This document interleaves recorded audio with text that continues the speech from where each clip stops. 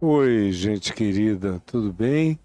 É uma alegria para mim estar com você aqui hoje, nesta quinta-feira, continuando a nossa exposição de Mateus, capítulo 14, do verso 13 ao verso 21, conforme nós vimos no dia de ontem. E ontem eu falei 1h15 sobre esse episódio dos evangelhos, essa narrativa, esse fato, essa ocorrência da primeira multiplicação dos pães. E expliquei os contextos, falei sobre a relação desse milagre com o trabalho cotidiano, enfim, falei que milagres de multiplicação de pães são exceções, não são regras. Aliás, milagres, todos eles são exceções. Nunca são a regra. A regra para a multiplicação de pães é trabalho. Aquele que não trabalha, que também não coma. Aqui é uma exceção. E quem quiser saber mais sobre isso, veja, há 1h15 de fala minha no dia de ontem sobre esse assunto. Falei sobre vários outros tópicos enquanto a gente discorria sobre a multiplicação dos pães. Então eu não vou aqui me dar o trabalho de fazer uma repetição de tudo que já está dito e gravado, e não é possível que você que me acompanha nessa sequência não vá lá e se atualize. Atualize-se, do contrário, eu vou partir de onde eu deixei para onde eu quero ir. E aí você já vai perder uma quantidade expressiva de coisas. Mas é assim que vai acontecer. Pois bem, o fato é que Jesus saiu de um determinado lugar na Galileia, onde ele tinha ouvido as notícias sobre João Batista, tanto quanto, de acordo com o verso 30 de Marcos 6, que está aí também para você enxergar, as duas referências com as quais eu estou trabalhando alternadamente, aqui na nossa exposição, ele ouviu o report dos discípulos de João Batista sobre a decapitação dele e ouviu o relatório, as notícias dos seus discípulos, que voltaram depois de terem recebido instruções, de acordo com o verso 7 de Marcos 6, tendo ido pregar em vários lugares, conforme nos diz também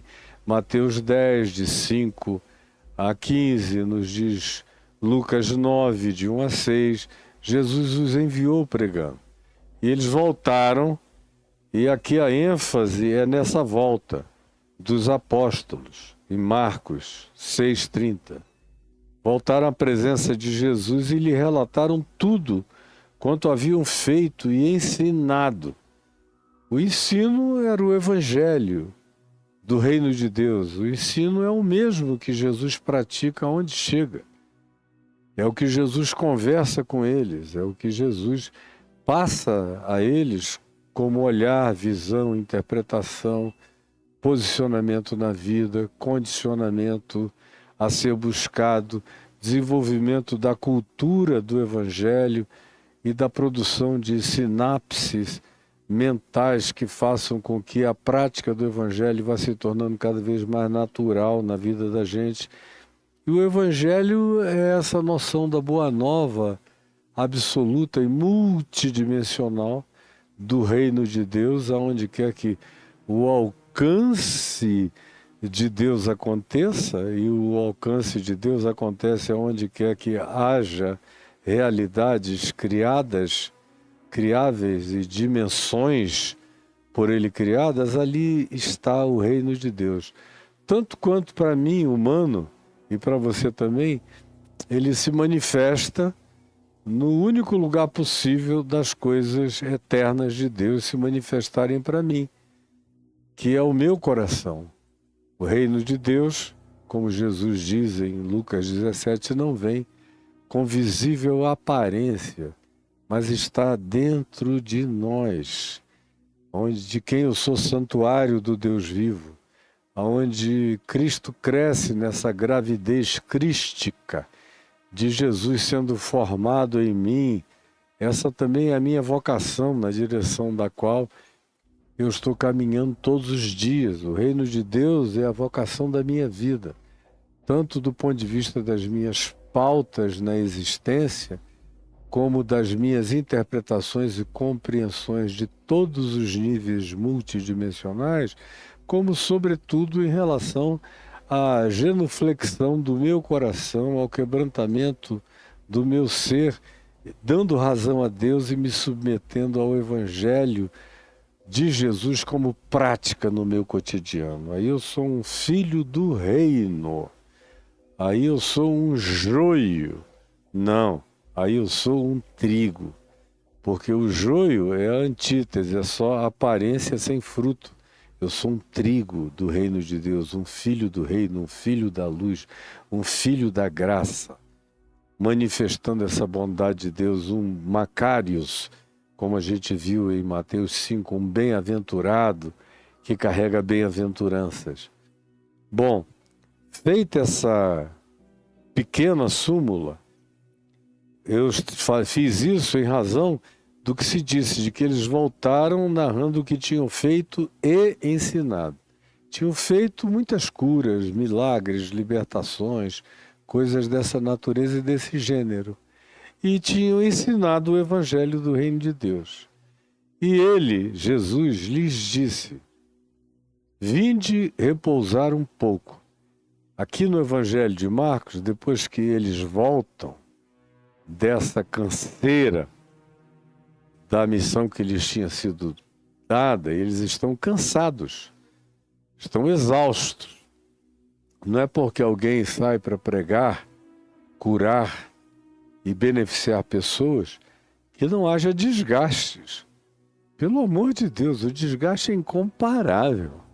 É incomparável quando você se entrega a deixar que o reino de Deus atravesse você, vaze de você, que as energias, as frequências, os impactos, as emulações e as manifestações que são produzidas pelo Espírito de Cristo em você e de você se manifestam atingindo outros, atravessando a sua vida, isso demanda concentração mental, atenção, demanda comprometimento emocional, afetivo, demanda solidariedade profunda e aquilo que eu falei ontem sobre compaixão, sobre o significado da palavra compaixão e seu significado antropológico, psicológico, como algo intestino, visceral. E eu expliquei, gastei quase meia hora falando a respeito disso no dia de ontem. Então, eles estão cansados e desgastados. E não é porque foram pregar o Evangelho que o Evangelho provoca naturalmente qualquer que seja a não necessidade de descanso. Ao contrário, descanso é fundamental e essencial para qualquer um, até para Jesus, quanto mais para mim e para todo outro discípulo dele. Portanto, o verso 31 de Marcos 6 nos diz que, anteriormente à multiplicação dos pães, Jesus lhes disse: vinde repousar um pouco, à parte. Esse à parte é fundamental, ou seja, fora dessa ambiência, fora dessa cultura de demanda, fora dessa necessidade de entregas, fora da expectação dos olhares, fora da pressa aflita, agônica, angustiada de quem, por estar sofrendo, não pode esperar. À parte de tudo isso, porque no meio de tudo isso ninguém descansa, ninguém. Por isso é à parte, não só à parte, mas num lugar adequado. Ele os chama para um lugar solitário, desértico, sem ninguém. É o ermo. Nessa hora, a melhor ambiência possível para exaustão espiritual é você ir para um lugar completamente despovoado de qualquer que seja a natureza da demanda ou do olhar expectativo em relação a você, do olhar expectante em relação à sua vida. Vinde repousar um pouco, não era muito, era um tempo, porque eles tinham jornadas a fazer, mas um pouco é absolutamente essencial. A parte é completamente fundamental. Num lugar deserto, é completamente adequado e imprescindível que assim seja. Por quê? Porque eles não tinham tempo. E até Deus em Cristo precisa de tempo. Até os apóstolos servindo aos envios designados por Jesus, todavia se cansam e na volta precisam de tempo. Tempo, tempo, tempo, tempo, já dizia o nosso querido Caetano Veloso. Tempo é completamente fundamental. Tem que ter tempo. Quando a gente não tem tempo, alguma coisa pré-adoecedora já está se instalando na gente. Tem que haver tempo para o silêncio, para a quietude, para o sono, para o nada, para a diversão, para o lazer, para uma conversa santamente fiada, para a leveza, para a tranquilidade, para a não demanda absoluta, para o não agendamento total, para a despreocupação, pelo menos por um pouco, pelo menos num determinado lugar, pelo menos num dado espaçamento temporal. Tem que haver isso para a saúde mental e psíquica e física de cada um de nós. Nenhum de nós pode viver contra o tempo sem pagar um preço enorme. Eles não tinham tempo, todavia, nem para comer. Era aquele comer em pé, comer apressado, comer andando, comer no sol, comer sem sombra, comer sem silêncio, comer sem siesta, comer sem sossego, comer sem cochilo, comer sem quietude, comer sem aquela capacidade de recolhimento pessoal. Porque nem só de pão vive o homem, mas também de silêncio, de calma, de tranquilidade e de tempo para si mesmo. Todo ser humano precisa disso e quem quer que viole esse princípio está invocando doença em qualquer nível do ser para si próprio. Visto que eram numerosos os que iam e vinham. Eram numerosos, mas apesar de serem numerosos, o Cristo compassivo, que nós falamos sobre ele ontem, que viu aquelas multidões, quando ele chegou lá do outro lado, em Betsaida, o texto de Lucas diz que eles correram de uma cidade da Galileia e foram para Betsaida. Eu cheguei a aventar a possibilidade de que o lugar deserto tivesse sido mais um pouco na direção oeste, nas regiões das montanhas de Amon, onde o deserto é muito maior. O texto de Lucas fala de Betsaida, mas Betsaida já está praticamente do outro lado.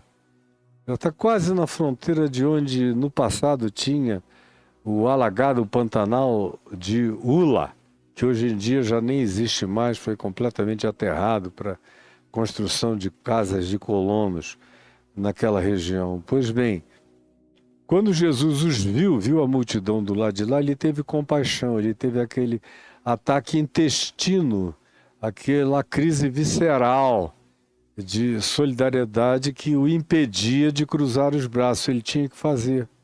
Mas aqui, nesse primeiro momento, mesmo sendo muitos os que iam e vinham, e ele tinha consciência absoluta disso, ele diz a si mesmo: vinde, saiamos daqui. Aqui não é possível. Na presença de tanta gente não há descanso. Saiamos, apesar da demanda não cessar. Então eles foram sós num barco para um lugar ainda mais solitário. Saíram de Betsaida, onde ainda tinha muita gente, era a cidade, e cidade de Pedro, de André, tinha muita vizinhança, muita gente conhecida. Foram provavelmente, como eu disse, para onde hoje é a Jordânia, onde tem as montanhas de Amon. E saíram para esse lugar deserto e solitário no barco. Muitos, porém, o viram partir, ficaram de olho e correram para lá. E quando chegaram lá, eles já estavam lá antes. Aí é quando a crise de compaixão se manifesta. Jesus se compadeceu deles, porque eram ovelhas, como ovelhas sem pastor. Essa é uma expressão que a gente vê em alguns lugares aqui nos evangelhos, Jesus falar que se compadecia dessas pessoinhas, porque elas eram como ovelhas que não têm pastor.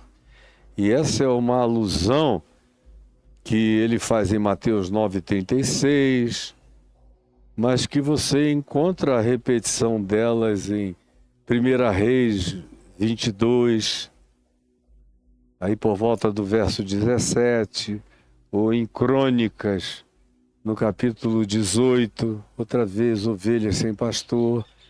E aqui, em Mateus 9,36, quando ele diz: sinto compaixão dessa gente, porque são como ovelhas sem pastor. Sem pastor, sem ter que os guie, sem ter quem os guie. Não faltavam rabinos, não faltavam autoridades religiosas, não faltavam encheridos teológicos, como os fariseus, não faltavam essas figuras da religião, mas não havia pastor. Pastor não é um cargo, não é uma função, não é um ofício, não é fruto de uma ordenação com imposição de mãos. Pastor é uma natureza, é um modo de ser, é uma paternidade lata, ampla, que ganha a difusividade e a expansividade que não limita o carinho e o cuidado ao DNA, ao gene, nem às fronteiras familiares. Ser pastor é como um bom pai, que olha, que cuida, que percebe, que enxerga dores, alegrias, perplexidades, angústias, emoções, expectações, ansiedades, percebe isso nos outros, se aproxima, pergunta, ouve, fala, aconselha, aconchega. Quando é necessário dizer, diz. Quando é fundamental que não se diga nada, nada diz. Mas está presente, cuidando. E em silêncio, fazendo provimentos, que nem sempre são materiais. Muitas vezes eles são completamente subjetivos e imateriais, mas são de uma riqueza de recurso imprescindível para quem está vivendo a experiência da ovelha sem pastor. Então, pastor é isso, não é esse cara que fica lá na frente fazendo palhaçada. Os que não são palhaços ainda tentam pregar, mas a maioria esmagadora não sabe pregar, não lê Bíblia, não conhece nada, de Jesus só sabe o nome, dos evangelhos não sabem coisa nenhuma. Por isso vivem, pregam e ensinam contra o evangelho. Acerca do Espírito de Cristo, neles não há nada, eles são habitados pelo espírito do mundo, do poder, da ambição, da ganância, do controle, da dominação, do abuso, da utilização, do autosserviço, do hedonismo. Eu estou falando, você diria, está generalizando tudo? Não. tem alguns que são pastores, mas a grande maioria não é. Não é mesmo. E disso eu entendo 1 trilhão de vezes mais do que você. Fica quieto aí. E ouve com atenção. Não são. Os verdadeiros pastores a gente reconhece de longe. Eles não falam, não dizem, eu recebi a solução, eu tenho esse poder de Jesus, a minha autoridade pastoral. Não, os verdadeiros pastores não têm essa conversa. Eles não são ungidos de nada, poderosos de nada, coisa alguma, de coisa nenhuma. Eles simplesmente servem, amam, cuidam, eles são. Eles não se autodivulgam nem se autopromovem. Quem faz isso não é, porque quem é, não faz tal coisa. Não vive de nenhuma publicidade pessoal. Pois bem, é aí que chega quando Jesus os chama num lugar à parte, e ao desembarcar, viu uma grande multidão. E aí o projeto inteiro vai por águas abaixo. Porque o pessoal tinha invadido o spa. O pessoal tinha invadido a praia. Como já aconteceu diversas vezes comigo no curso da existência. E a ponto de que eu tive que tomar providências depois de um certo tempo. No início dos anos 90, eu não podia tirar mais férias no Brasil de jeito nenhum. Porque eu me lembro de ocasiões em que amigos queridos me chamavam para tirar férias nas suas casas isoladas, no Nordeste do Brasil, em praias absolutamente não visitadas, quase fechadas, solitárias, em lagoas reclusas, em lugares diversos. Aí eu chegava com a familhinha toda, os filhos felizes, porque iam ficar 10 dias, 12 comigo, sem nenhuma interrupção. Naquele tempo, os celulares não tinham os poderes que eles têm hoje, e a gente deixava-os em outros lugares, não levava coisa alguma, não queria ouvir nem saber de nada. Aí, de repente, você sai num barquinho para pescar alguma coisa, para jogar uma rede, uma tarrafa, ou para chegar num lugar na beira da praia ou da lagoa para comer um camarão, ou o que fosse, um peixe gostoso. Aí o dono da barraca te olhava, te olhava, te olhava, te olhava, sorria para você para lá e para cá. Os filhos já diziam, pai, ele está te conhecendo, pai, ele está te conhecendo. Aí eu digo, não, ele só deve estar curioso, porque não tem ninguém aqui, só nós e tal. No dia seguinte, chegava lá na mesma hora para comer a mesma delícia, tinha aquela multidão de 40, 50, 60. Ah, pastor, a gente soube que o senhor estava para cá aqui, a gente veio de todos os lugares para o senhor orar conosco. Quantas vezes isso aconteceu? Ou então, irem bater na porta da casa, reclusa, retirada, distante onde eu estava, dizendo, nós viemos aqui, e você abriu a porta e tinha 20, 30, 40 do lado de fora, só para o senhor dizer uma palavrinha de 20 minutos, meia hora para a gente fazer uma oração aqui mesmo, na varanda, pode ser? Isso foi acontecendo tanto no norte, no sul, no nordeste, no Brasil Central, em qualquer lugar. Chegou ao ponto que eu disse, não, aqui já não dá. Aí nós passamos aí para as montanhas nevadas do extremo norte dos Estados Unidos, onde nem os ursos apareciam, para ver se a gente descansava. E tirava os faxes da parede, tirava tudo, para encontrar um descanso. Do contrário, eu, pelo menos, quando vejo gente com essa angústia, com essa necessidade, com essa aflição, eu não consigo me controlar. Eu fico mesmo. Tem alguns amigos meus que dizem, Caio, vamos sair. E aí eu acabo de pregar às 9 horas, 9h15. Não raramente você vê que o povo não vai embora. E eu fico no lugar até meia-noite, meia-noite e meia, 1h, porque as pessoas não saem.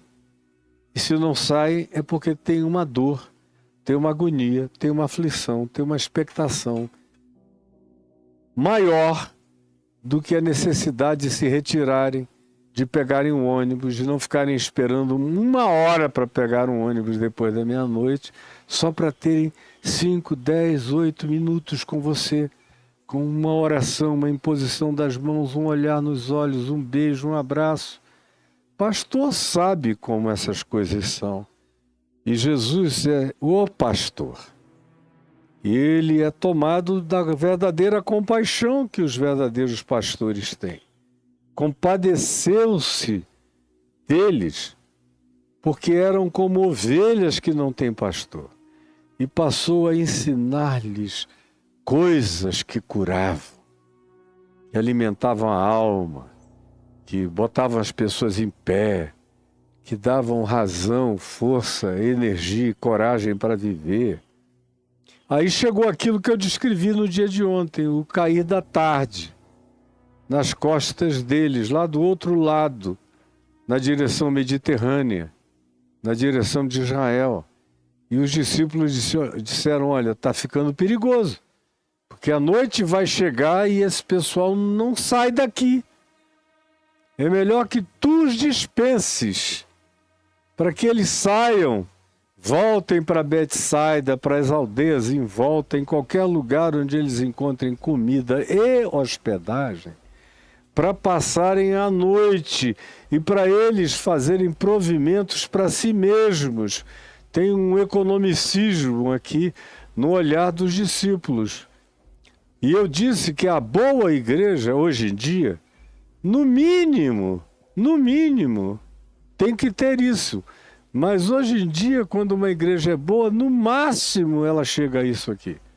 Que é não explorar.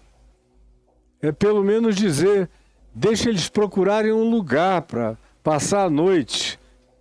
Mas hoje em dia, não. Povo que se dane, que faça o sacrifício que queira. A gente arranca dinheiro enquanto eles ficarem aqui, a gente vai arrancar tudo deles. Mas esses discípulos não eram seres poluídos e perversificados ainda. De modo que o conselho deles é o que minimamente um grupo de líderes cristãos deveriam fazer. Era se antecipar a necessidade de dizer, vamos deixá-los saírem, para pelo menos encontrarem provimento pessoal para eles próprios, não virem a passar desconforto e necessidade. Então o que eles disseram tinha a ver com o bom senso. Jesus se interpõe com um porém ele, Jesus, lhes respondeu, dai-lhes vós mesmos de comer. Aí ontem eu falei profundamente sobre isso, que não se trata de uma visão paternalista, nem de um olhar comunista, nem de nenhuma natureza ideológica de interpretação do significado do capital, da riqueza, nem de nada disso, porque Jesus mesmo não aceitou que quisessem transformá-lo no milagreiro provedor de pães, de peixes, de alimentos e de subsistência. Ele mandou trabalhar. Todos os exemplos dele foi para trabalhar sem ansiedade. Com ansiedade, não faça nada. É possível trabalhar sem ansiedade, visando o pão nosso de cada dia sem ansiedade, sem angústia pelo dia de amanhã, porque ninguém tem controle nem sobre o metro seguinte do próximo passo da gente, quanto mais sobre o dia de amanhã. Ele disse, basta ao dia o seu próprio mal, a cada dia o seu próprio mal. O amanhã trará os seus cuidados. Trate bem o dia de hoje, as pessoas hoje, a si mesmo hoje. Faça a provisão de hoje, porque o amanhã trará os seus cuidados, as suas demandas, e você não tem que se tornar ansioso, porque a ansiedade mata, produz câncer, destrói o ser, aniquila as emoções, adoece a psique, entorpece o espírito, coloca uma ansiedade gananciosa no indivíduo, entorta o caráter do ser sem que a gente perceba. A ansiedade tem um poder de malefício extraordinário em todas as dimensões da existência da gente. Não é o nosso tema agora, portanto eu não vou falar sobre um cabedal inesgotável de coisas que a ansiedade instalada em nós produz. Então o conselho dos discípulos era um conselho de bom senso. Jesus, no entanto, abre um parêntese. O parêntese é: dai-lhes vós mesmos de comer. Isso não é todo dia, isso é agora. E Jesus só fez isso 2 vezes. Quando quiseram que ele fizesse a terceira, ele disse: não, vão trabalhar, seus preguiçosos. Aquele que não trabalha, que não coma. Vocês estão aqui querendo que o reino de Deus seja um reino de provisões sem produções. Vocês estão querendo que o reino de Deus seja um reino de provimentos sem compartilhamentos. Vocês estão querendo que o reino de Deus seja um reino de poupança sem investimento. Vocês estão querendo que o reino de Deus seja feito de mágicas sem o cotidiano da semeadura, do choro, do esforço, do abrir os sulcos na terra, da paciência que espera a semente brotar, para que depois de muito tempo se volte com júbilo carregando os seus feixes. Eu sou aquele que não transformo pedras em pães. Eu sou aquele que não pulo do pináculo do templo para agilizar as coisas, eu desço pela escada. Eu sou aquele que não me dobro diante de promessa de poder nenhum. O que eu tiver que conquistar, conquistarei pelo caminho natural do meu Pai para a minha vida. Não me curvo diante de nada, não me apresso por coisa nenhuma. E sei o que a subsistência custa. Sei o significado de cada coisa, de modo que o reino de Deus é o reino do equilíbrio dos significados e das práticas dos significantes. O que quer que perverta isso adoece a mente, o coração, as nossas noções mais essenciais. Portanto, o que ele está fazendo aqui nessa primeira manifestação de multiplicação dos pães é um parêntese na vida. Tem a ver com o resultado de uma compaixão imediata. Não iria dar tempo no olhar de Jesus para que aqueles 5.000 homens, fora as mulheres e as muitas crianças e velhos, encontrassem no lugar que não tinha nenhuma infraestrutura turística, de estalagens, nenhuma indústria hoteleira para abrigar tantos milhares de pessoas. Não tem hoje. Se você chegar de repente com 10.000 pessoas em Tiberíades, e se a cidade não estiver preparada, com todos os hotéis bucados, vai ter gente que não vai ter onde ficar hoje. Com todo esse avanço turístico, imagina naquele tempo.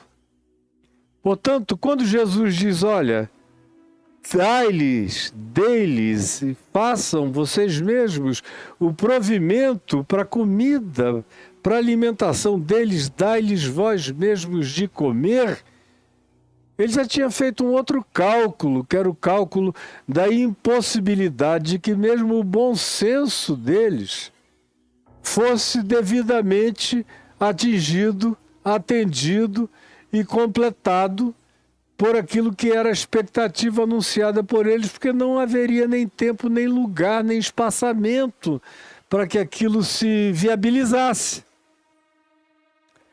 Por isso ele diz: dai-lhes vós mesmos de comer. Ele olha e diz: já passou da hora. Agora somos nós. E é interessante que Jesus os inclui. Dai-lhes, vós mesmos, de comer. Jesus não assume um paternalismo exclusivo. Ele não diz, deixem que eu resolvo. Deixem que eu resolvo. O que seria mais glorioso, não é? Marqueteiramente mais interessante, publicitariamente mais relevante, do ponto de vista da divulgação dos seus poderes, algo muito mais superlativo. Como eu vejo um indivíduo aí público que de vez em quando fala a mesma história. Eu já corri 85 quilômetros com um tendão rompido porque eu sou um Ultraman. Eu digo, meu Deus, esse cara é feito de quê? De pedra? Do que ele é feito? De metal? Não tem sensibilidade humana. E como é que alguém tem coragem de dizer uma loucura dessa? Que Jesus não fazia, podendo ele fazer o que quisesse. Ele, todavia, diz, dai-lhes vós mesmos de comer. Ele envolve, ele cria um time, ele responsabiliza pessoas. Ele não diz, deixa comigo, eu resolvo. Se vocês quiserem, muito bem. Se vocês não quiserem, eu vou sozinho. Eu já fui assim. Eu já tive as minhas fases do vamos fazer. Mas se vocês não quiserem, não tem problema. Saiam da frente que eu sozinho dou conta. Eu me lembro do tempo em que eu já disse isso algumas vezes e sinto vergonha desse infantilismo que, graças a Deus, ficou para trás décadas e décadas atrás. Muitas décadas atrás.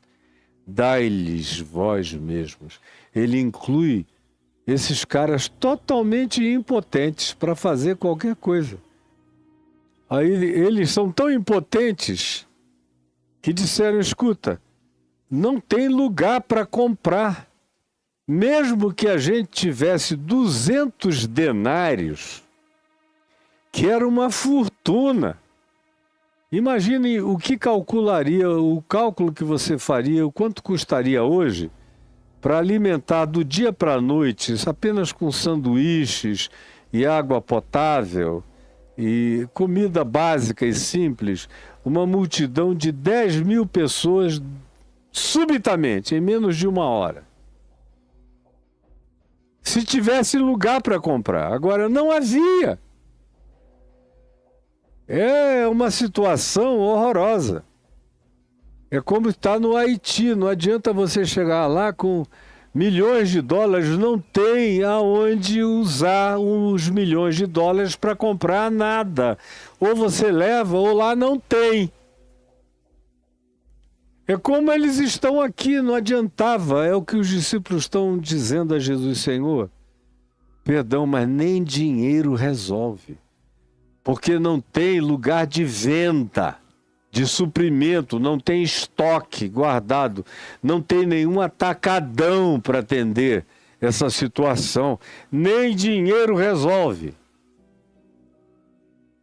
Já que não dá tempo para eles próprios serem sua autoprovisão, mesmo que tu nos digas, dai-lhes vós mesmos de comer, e a gente conseguisse um milionário aqui, porque 200 denários era grana demais, não tem onde comprar. O que a gente vai fazer? Iremos comprar, porventura, 200 denários de pão para lhes dar de comer? Onde? Como? Então Jesus lhes disse, quantos pães tendes? E ontem eu expliquei como Jesus, por que Jesus não transforma pedras em pães? Por que ele não perguntou, escuta, reúnam as pedras, tragam aí para mim milhares de seixos e virem para o mar e fechem os olhos, porque eu vou fazer um abracadabra celestial, uma magia divina, e vocês vão comer a broa mais gostosa desse mundo, a pedra transformada em pão francês, delicioso. Não. Jesus trabalha com a mesma natureza da criação das coisas. Por isso ele pergunta quantos pães, quantos peixes. quantos elementos da mesma natureza que mitiga a fome vocês têm. Ele não pergunta por nada além de quantos da mesma qualidade, da mesma natureza, da mesma espécie, da mesma criação do meu Pai vocês têm. Porque metam isso na cabeça, a criação de Jesus, o milagre de Jesus, a graça de Jesus, se Ele cura a minha perna, que ficou fraturada, não é eu aparecer numa radiografia com um pino de titânio do meu joelho até embaixo.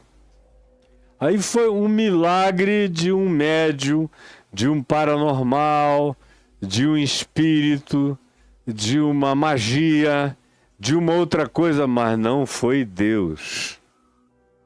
Não foi o Espírito de Cristo. No Espírito de Cristo, se Ele cura a minha fratura externa, não vai ter nem um pino de titânio atravessando o meu osso. O meu osso vai ficar completamente remendado, curado, fortalecido, conforme a natureza das coisas. A mesma coisa no meu coração. Eu tenho stents aqui que os médicos puseram. Porque se tivesse sido uma cura divina, não haveria stent nenhum. Eu não faria um CAT e o cara dizia, você tem tantos stents. Não. Ele diria, que coisa extraordinária, todas as suas artérias entupidas, oclusas, se abriram e estão num fluido absoluto, como se você tivesse nascido agora, como uma criança. Porque com Deus é assim, é da mesma natureza do que Ele criou.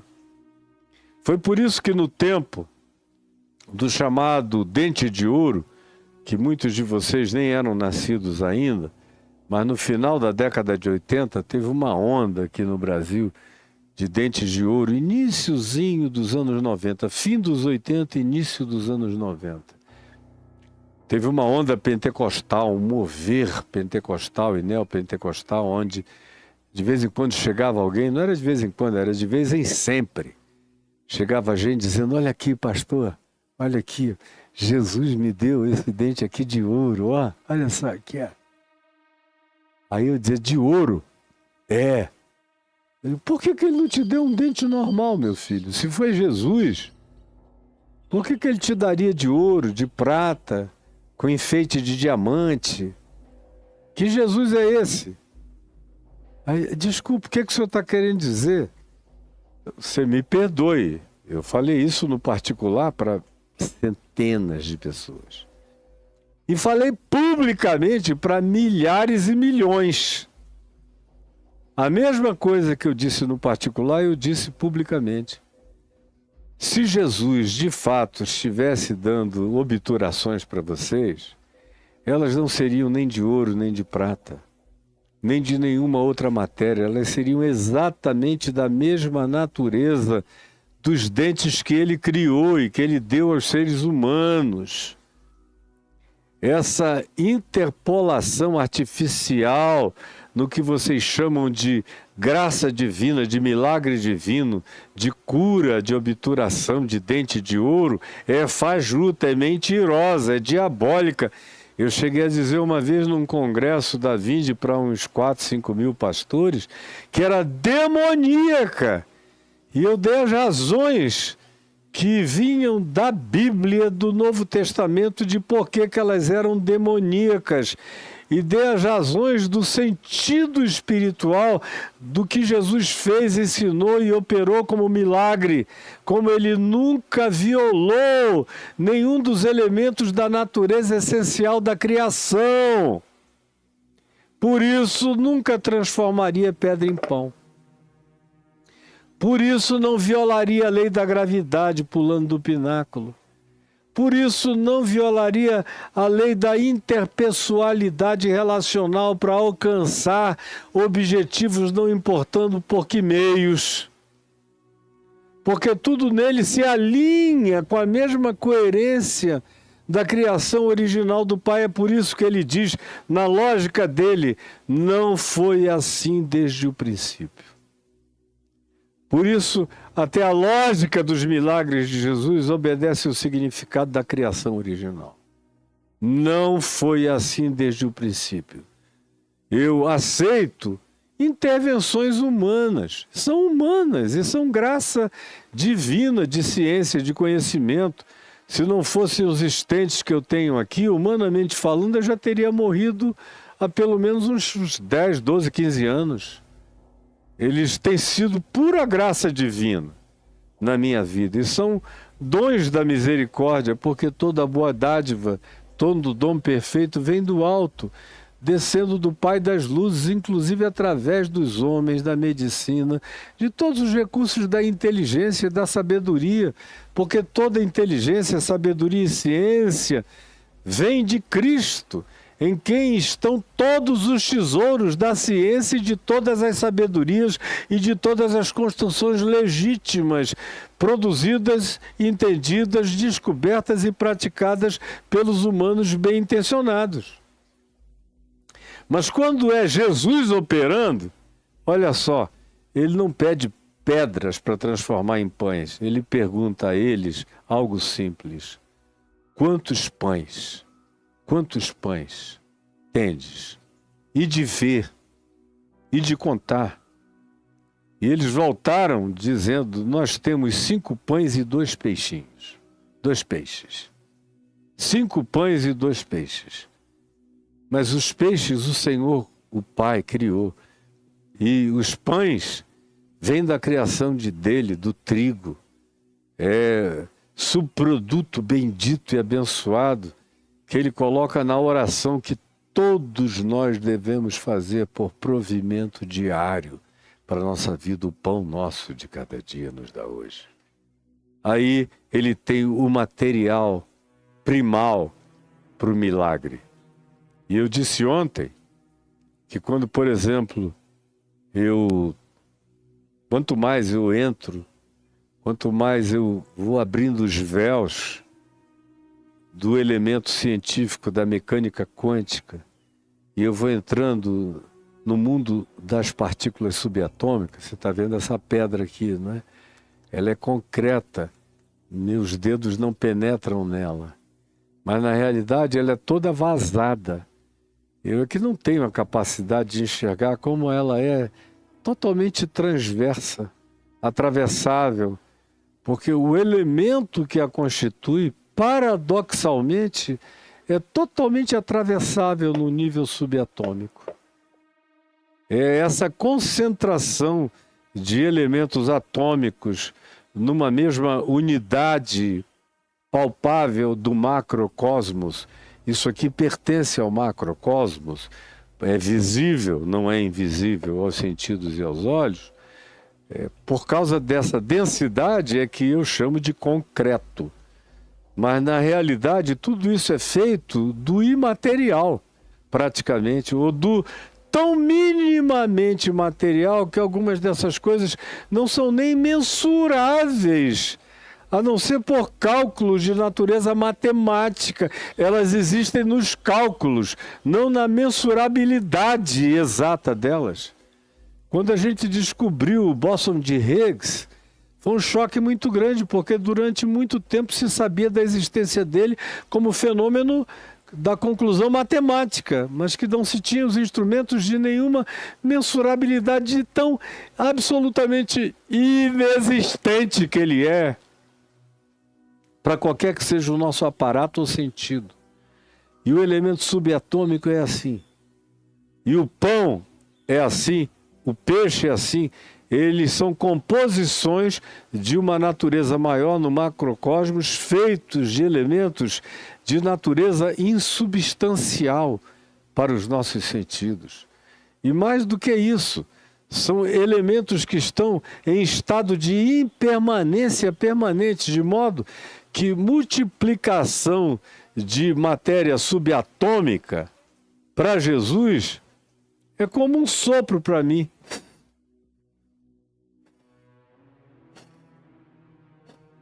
É assim, simples como um sopro. Para ele, os outros não viam nada, só viam pães, 5 pães e 2 peixinhos. Ele não. Ele atravessa, ele vê o intestino de todas as partículas subatômicas, até os quarks, absolutamente imperceptíveis, são gigantescos, são óbvios, são absolutos diante dele, tudo existe para ele. E essa impermanência do elemento subatômico é um convite de graça e de glória para ele soprar, aumentando, de modo que ninguém viu glúptes de peixes, glúptes. Ninguém conseguia explicar como aquele fenômeno ia acontecendo. Ninguém viu 10 peixes de repente, nem 20, nem 100, nem milhares, não. Eles simplesmente iam se tornando eles próprios mais deles próprios, eles próprios mais deles próprios, eles próprios mais deles próprios, eles próprios mais, de dentro para fora, do elemento, da partícula mais indescritivelmente impossível de verificabilidade pelo olhar humano, que era completamente óbvia, todavia, para ele. Mais do mesmo e o mesmo, produzindo mais e mais e mais e mais e mais e mais e mais, uma inesgotabilidade que só pôde ser mensurável quando todos comeram e se fartaram.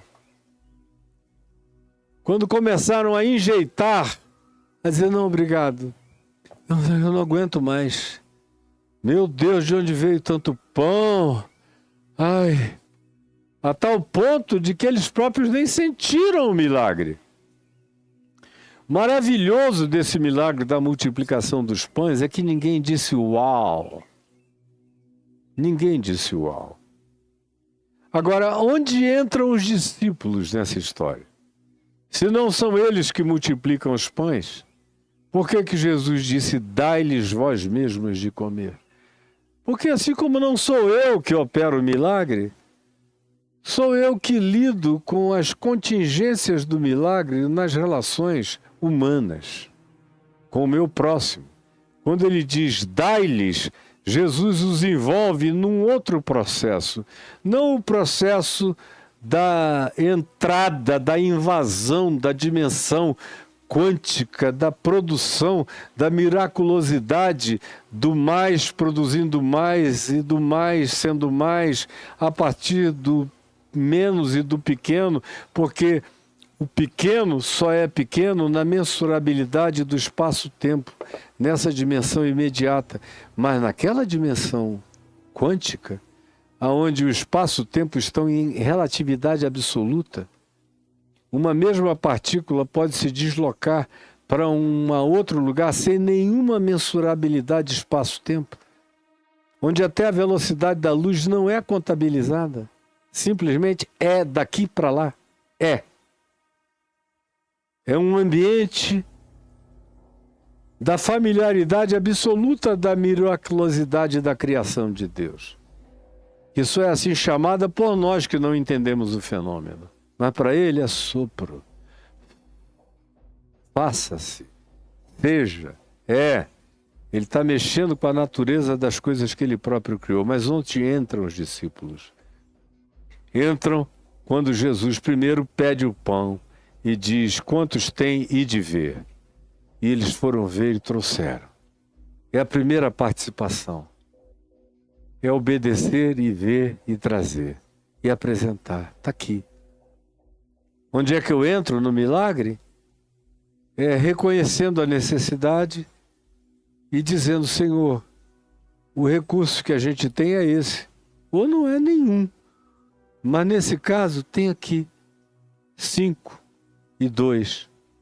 Mas olha só, o que é isso para tantos milhares?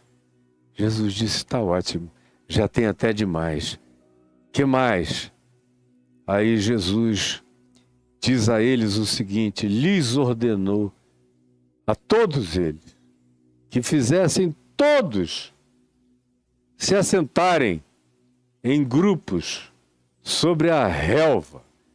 E no texto de Mateus, isso é mais específico. ordena que eles organizem esse povo em grupos de 100 e de 50. 100 e 50. Grupos de 100, grupos de 50. Eu estou aqui para ajudar na organização dos processos, para as relações sociais, para a descaotização massificante, para dar o aspecto grupal, relacional, pessoal a cada um, de pertencimento a alguma coisa, a alguma causa, a algum grupo, a alguma relação, a alguma intimidade, a alguma conectividade. Eu estou aqui para isso. Grupos de 100 e de 50, diz Mateus. Aqui em Marcos diz, e façam-nos se assentarem sobre a relva. E o fizeram. E repartindo-se em grupos de 100 em 100 e de 50 em 50, eles assim procederam. E Marcos repete no verso 40. Tomando Jesus os 5 pães e os 2 peixes, erguendo os olhos ao céu, abençoou os 5 pães e os 2 peixes.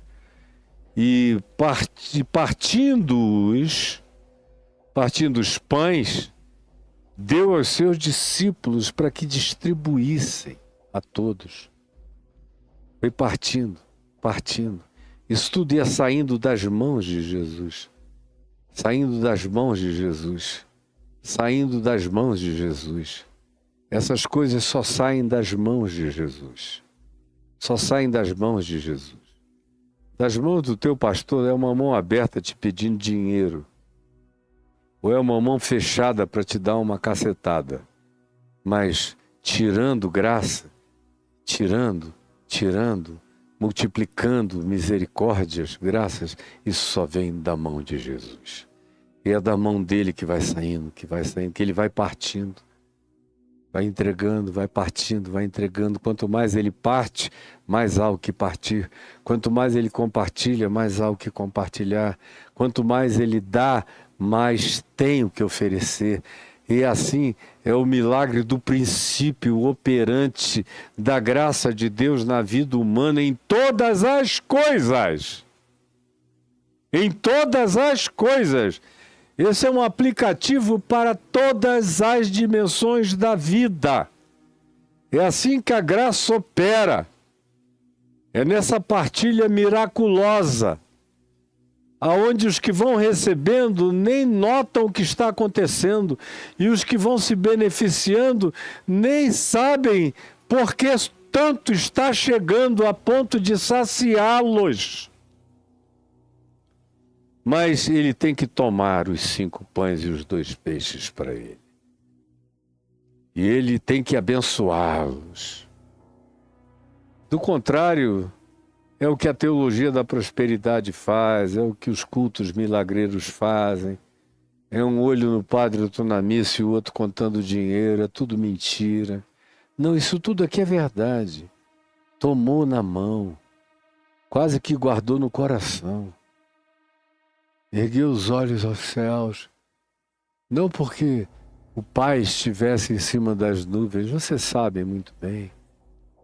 Isso é só uma expressão de natureza, de movimento simbólico, semiótico. É uma linguagem, é uma comunicação, é uma visualização, é uma determinação indicativa da soberania do Pai sobre todas as coisas. E abençoa. E aí começa a partir. E tanto mais quanto parta e distribua, mais vem. E por